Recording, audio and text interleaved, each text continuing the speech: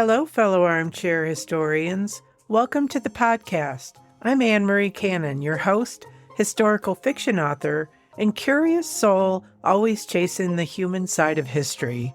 Show notes include my website, links to content discussed in the episode, how to support the show, and a free short story download that introduces readers to Bedlam from my soon-to-be-released historical fiction series. On this podcast, my guests share the history they love most, and we experience it through their eyes, what fascinates them, what they've uncovered, and why this story still matters. Let's begin.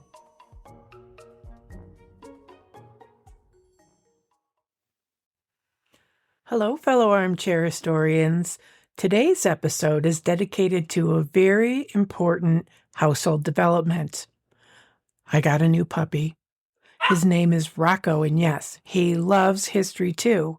If you want to follow along with his great adventures, you can find him on Facebook and Instagram at Rocco the Morky History Dog.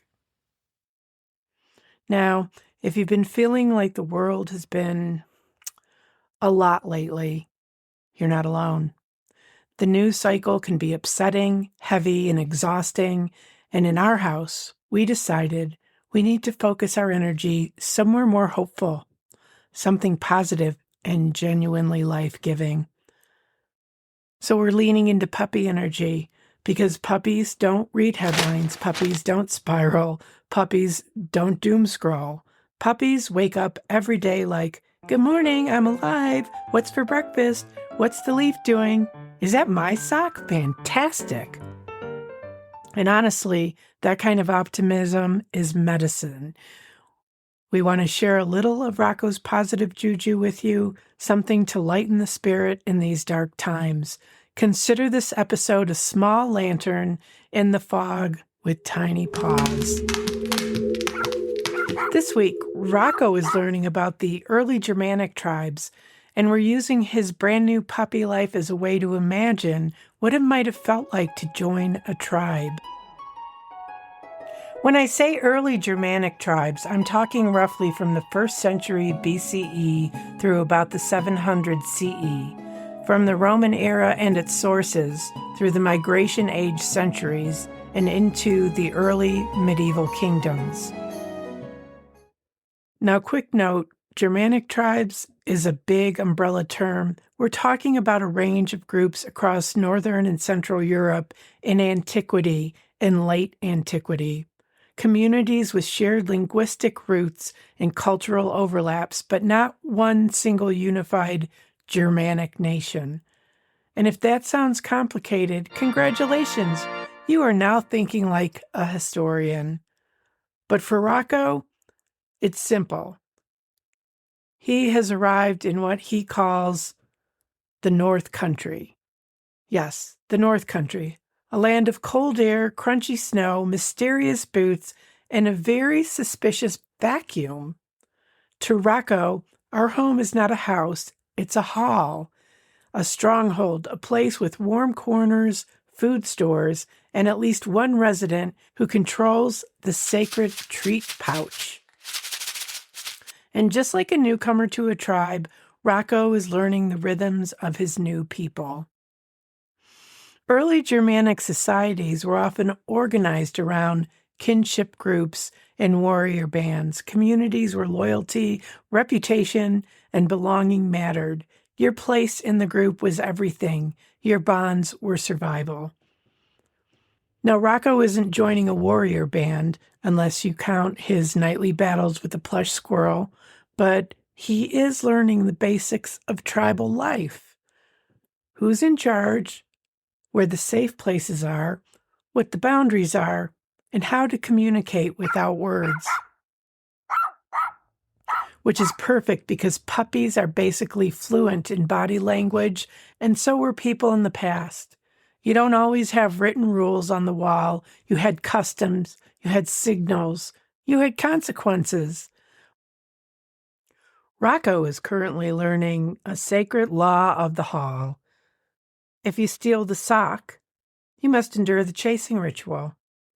And that chasing ritual, by the way, is not punishment, It is ceremony. It is bonding. It is culture. One of the big stories we associate with late antiquity is movement, migration, resettlement, communities shifting and adapting, people relocating due to pressure, politics, climate, opportunity, sometimes all at once. Rocco's migration was smaller, just a car ride, but emotionally, it was epic.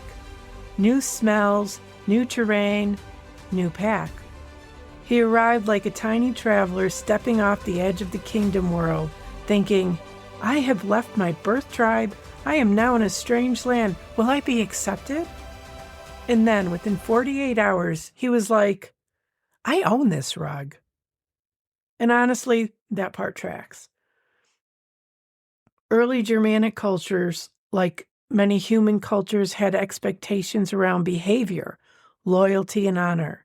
Not in the simplistic Hollywood way, but in a social sense. You mattered because your actions affected the group. Puppies also have a code, but theirs is more like, if you love me, you must watch me chew this. If you leave the room, well, I must follow. If there is silence, something must be investigated immediately. And training, house training especially, can feel like negotiating a treaty, because you're trying to establish where the boundaries are, what the rituals are, and what earns praise and belonging. Rocco is learning the rules of the North Country, and we are learning how to speak his language patiently, consistently, kindly, which frankly is a nice reminder for human times too. In many early cultures, history wasn't something you read in a textbook. It was something you heard, stories told in halls, memories passed from voice to voice. And here I am doing the same thing, sitting in our modern hall with my little tribesmen, telling stories that connect us to the long human past. Rocco doesn't understand Germanic tribes as an academic term, but he understands belonging, home, warmth, safety, play, and community, and those are the bones of history. Haha, see what I did there? No matter what century you live in. If things feel heavy right now, let this be your reminder. You're allowed to seek softness. You're allowed to focus on small joys without ignoring the bigger picture. Sometimes we keep going by holding on to the bright, ordinary things. A warm drink, a familiar voice, a good story, or a puppy who thinks every day is a new adventure. And if you need a little extra positivity this week, come find Rocco. Again, he's on Facebook and Instagram at Rocco the Morky History Dog. He'll be counting his education as a proud new member of the North Country tribe, learning ancient customs like sit, stay, and why is that leaf moving? I shall protect this hall from squirrels, from shadows, from the mailman, from history's enemies. Truly fearless. If you want to go a little deeper with Rocco's history homework, check the show notes. I'm linking Rocco's Facebook and Instagram so you can follow his North Country adventures, plus the documentary we watched this week, The Germanic Tribes, Warriors Who Shaped Europe. I'll also include a couple of extra resources if you want to keep going down the rabbit hole and learn more about the early Germanic world. Thank you for spending this time with me today. If you enjoyed this lighter little history and heart episode, share it with a fellow armchair historian who could use a lift. Until next time, stay curious, be gentle with yourself, and if you can, borrow a bit of puppy energy.